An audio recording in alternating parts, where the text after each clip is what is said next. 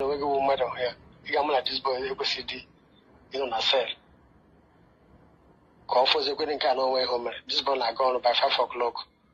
Goga Brumo to Gawa on Motana Motonaya. Dagger and also. Budia. Getting a cell. Now getting to 1 week now. Now Tuesday another benagame 1 week. This one na cell there. Ebe salon down on Yube. Na Yube ka sell on. So amama what call how the GSS the time you man of you and the black and black. So henda henda man okiga ba now efenye ho. Iga na sell eba na iga people tuni mesela. Ade my guess onu hana no. Ade my guess. But the dem najo asajijo baba go juma yam najo asajijo. How we see with their own separate cell. Ebana babunde mat when they with 200,000. When they with the egg hababu etina pit. When you with 200,000, you have a long yalawa. How we see with their own separate cell. As a security agent, Echa Mahagala Mahabuta mat, he will on hand over to police. Or what the quotation may. Then the person knew when you had a police guys who couldn't head judge. These people just know where see many souls no better walk you. When anybody like Joha, why? When anybody know Kuku. You have not working on Memphis gates from anywhere. About issue each other, we told issue each other, wherever Memphis gates. I'm not wash. When anybody know Kuku, no land, there's the one there because you could help a power board. Even more homeless and dragging her now.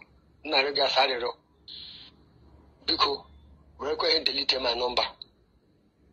Close my number. Sure. Because more no matter can save. Mohammed first get chopped up. We are all afraid to talk. Nobody said, everybody not told you, and I'm going to put that. There were so many souls. I'm not going actually. There were serious insecurity no sugar. But in serious insecurity, I have no kiba. Are you appointing no kiba now? I don't cry number. I had one say for me security. On a everybody out.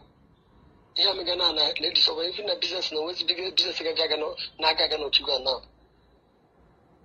If I a business now, everybody begaka. This in a week for everybody.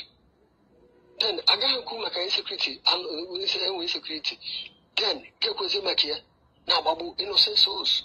Now, cause common insecurity, Nelly Canobano. Now, Babu's in the kind of chat. I don't know.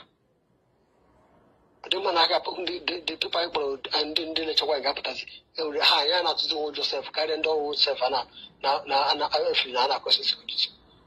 That is a kind of a bundamano, but I will keep it. Every halal crackers now, as a bareba, somewhere no figure about now. The figure I'm handling. And Apatala, with like a hababu many innocent souls. Want to say Nana fight in the Mechagola since. Or then I'm had a bio to the management. How is that Apatababu shows many people? May why are they not working now? But I cannot call a babunda halabun and Ababu on your mama, and then they get the Nando who's in there and I got would you say Nana to 200,000. Well, we're going to each getting us a 900,000 suspect. Why not 200,000 naira the least? Or who's the suspect, huh? Or who's the suspect? What's the business busy? Not just now forcing them, but what's the kidnapping now? Now forcing them to do better. When you need 200,000 naira, you lose your life here. I'm not going to at least say, Mother, I will mother bomb the shore. A better to 200,000. But they cannot talk because I happen to know how we're going to Koya. How Hanga with Tressic Babu.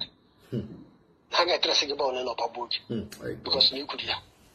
Even this guy now go now, Kakanona sell now.